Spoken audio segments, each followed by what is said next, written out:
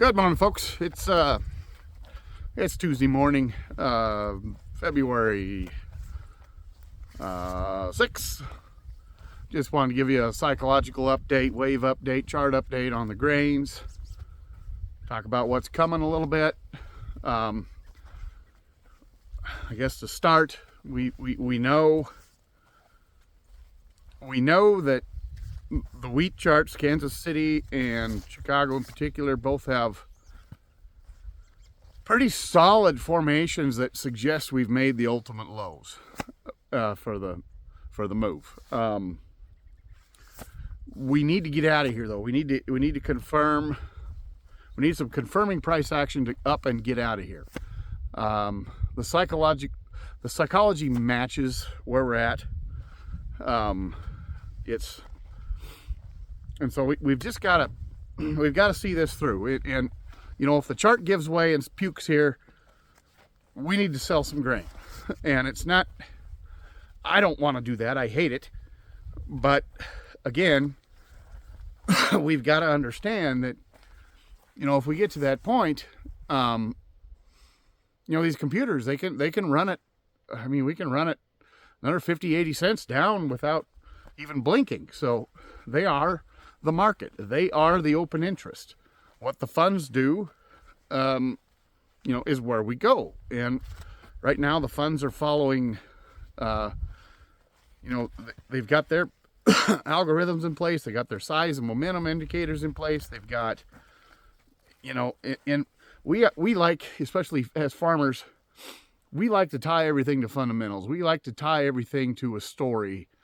You know, if we're down because the Russian wheat prices are low. If we're down, it's because we're not selling it. You know, that's what we like. But in these markets these days, that's not how it works. And it is to an extent, but you know, the markets are not. They're never going to be the way they were 5 years ago. They're never going to be they're completely divorced from where, you know, 10 years ago. Those markets are gone, and we've got to adapt to extremes. We've got to adapt to extreme lows and extreme highs when the markets don't necessarily, or the fundamentals don't necessarily indicate we should do that. I'd like to think that, you know, we all keep saying, you know, these markets don't make a lot of sense. You know, we've got weather problems. I mean, the wheat, you know, Australia was off by, you know, 4 million metric tons from average, and Argentina was off by 6 from average, and the U.S., you know, I mean, it was one of the worst hard red crops ever, and the white wheat crop was down 20% from average, and the Canadian crop was down 3 million metric tons from average, and stocks weren't that plentiful to start with, so therefore we shouldn't be here. I mean, that's my train of thought, but the funds don't care, and the computers don't care. If there's wheat selling, if there's wheat available, then, and the momentum is lower, and they're not being held to deliver or to pick up delivery on their short, or excuse me, deliver on their short, then, you know, down we go. So we've really got to, it's not going to get easier, is what I'm saying. It's going to get worse. And this year especially, we've got more outside chaos this year than we've ever had. Okay? You've got numerous wars. You've got an election year. The election, I'm not going to get into that. But, I mean, it's just, I'm just not going to get into it. There's some things I want to say, but that I'm just not going to get into because it's, anyway, I wish there was a golden ticket. All right, there's not. There's not a golden ticket. It's going to be pain either way, and and I don't think it's going to go smoothly. I think this last election was an indicator that this one's going to be much, much worse. So, like I say, going ahead the next 8 months, I just, boy, it looks rocky. It looks really rocky to me in our markets. So anyway, kind of losing topic here, getting off track, but so anyway, what I want to get at is wheat the charts remain in the pattern that suggests we've made the lows, but we've got to get out of here. We're right down on that lower end of those things, and we've got to move away. So if we fail here, we need to be prepared to make another move. I'm going to bump my sales up, where I only have, 20-30% left. If we do kind of puke here, and I'll buy it back if and only if the charts come back online. Right now they are online. If we can get some upward movement here, it's going to look really good. I thought we were there Friday. One of the things about Friday that I liked was we saw business come into the white wheat market, and the market responded by jumping a dime. That's the first time that's happened in about 4 months. Before, we'd get business, and we sold 12.5 million bushels in the last 3 weeks, and we didn't move a penny. And then, finally Friday, on business that we'll find out on Thursday who it was, we finally started to move. So we're finally getting away from that deferred pricing coma that I think we put ourselves in. Right? With the river closure, this kind of explains some of the white wheat weakness. Is with the river closure, so many of those upriver elevators offered those deferred pricings and free storage that I think a lot of producers took advantage of that. I'll send an email out that there's another analyst that went through what happens when you get a big deferred pricing program. And anyway, I think that kept the pipeline completely full, with Portland not having to bid it up, right? It basically left us a huge hangover. If you signed up for it, you lose. If you didn't sign up for it, you lose. So anyway, but hopefully we're getting far enough along in the year that we're getting past that. Friday was an indicator that we were.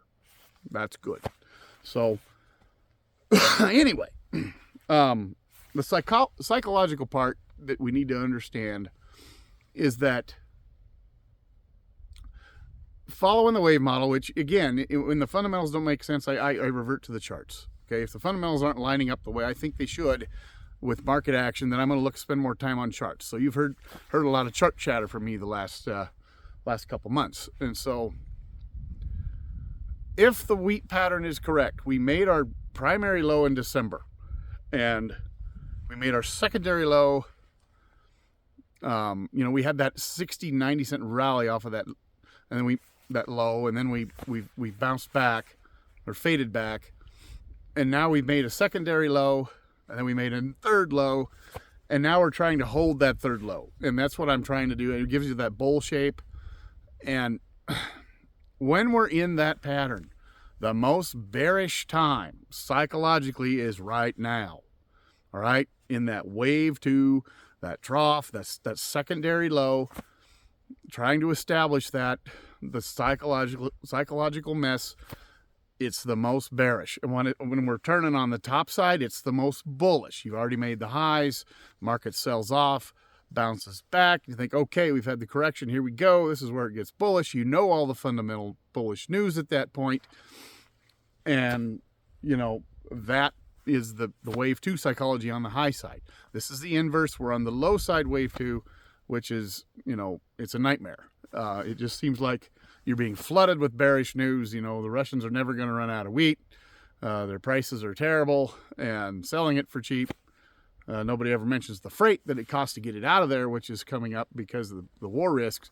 But all they do is mention the internal Russian price, which is cheap.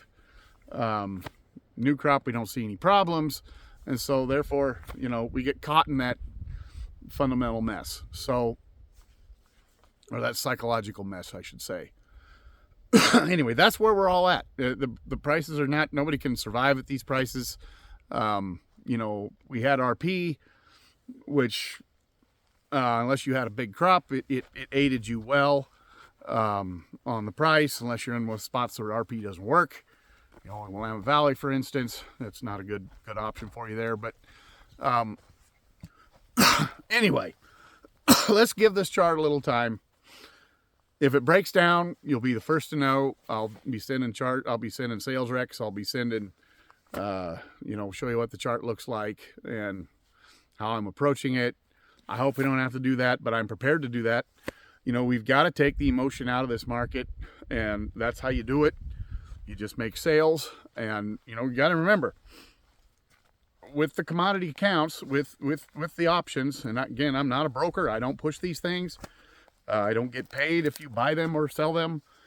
But with that tool, we can buy your whole crop back at any time.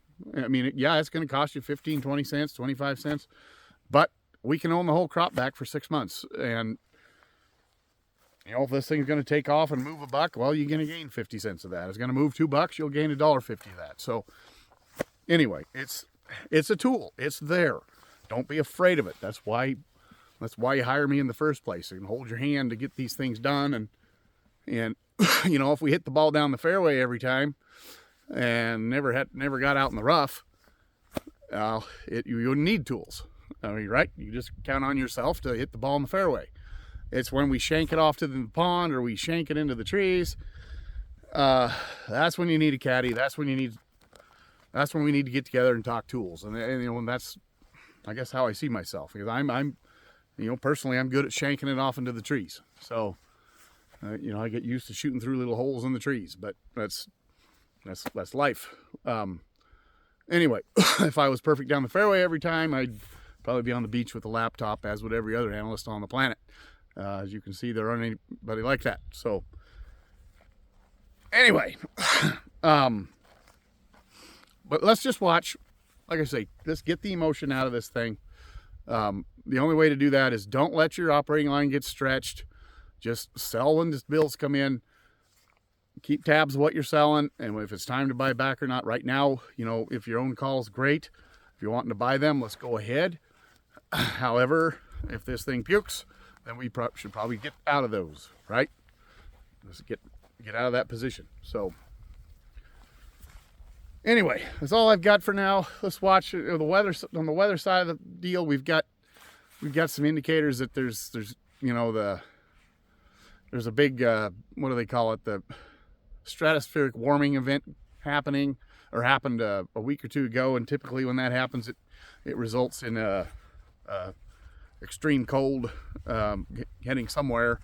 All indicators suggest right now it's headed to Eastern Europe, which has been exceptionally warm, so their wheat is leaving dormancy. Could be a little exposed there. Same for the eastern U.S., eastern half. It looks like winter might come back there with a vengeance. However, some of the models today kind of push the cold air west, so that'd be us. We'll just have to see how it develops. About 10 days out, so